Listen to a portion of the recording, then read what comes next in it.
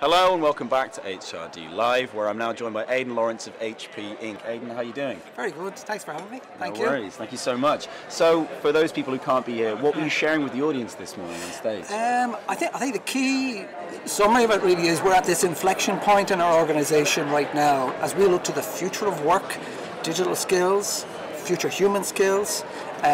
We need to create a whole new ecosystem for learning. So we're just at this point of this realisation that we need to create a blueprint for the next 3 to 5 years, and from a point of view of how we architect learning in the organisation with our learning culture, our employees' learning experience, and the systems and tools we have. We have to pre-plan that and architect that out. And that's basically what this story was about this morning. I hear a lot about how learning is such a challenge for so many organisations now, because it is about kind of introducing into the day-to-day in some way, creating part of your mindset at work about learning, kind of make it more central. Was that a challenge you found? How do you make that more of a kind of cultural mindset, a learning mindset? Yeah, I mean, look, it's a challenge for every organisation. And I think the thing we're trying to cultivate, it's hard to say, we're going to cultivate learning culture. That's just too big.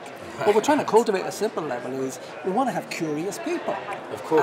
We want to encourage people to be curious. We want to reward curiosity, because the more people are curious, the more they want to find out.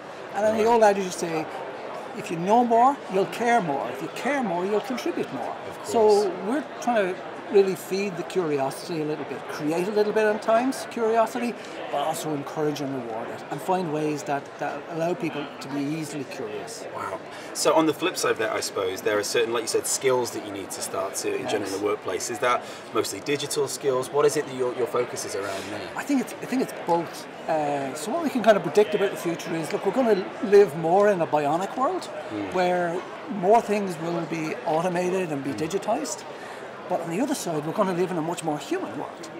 And so the skills we have as humans will differentiate us from the bionics. So what we're starting to figure out right now is saying, how do we double down and invest in the human skills? Because that's what will differentiate the experience for our customers. That's how innovation happens. That's how we solve problems. So the human skills are the things we need to double down on, because we know that some of the technology skills we have today, some of the task skills, will be replaced ultimately by technology.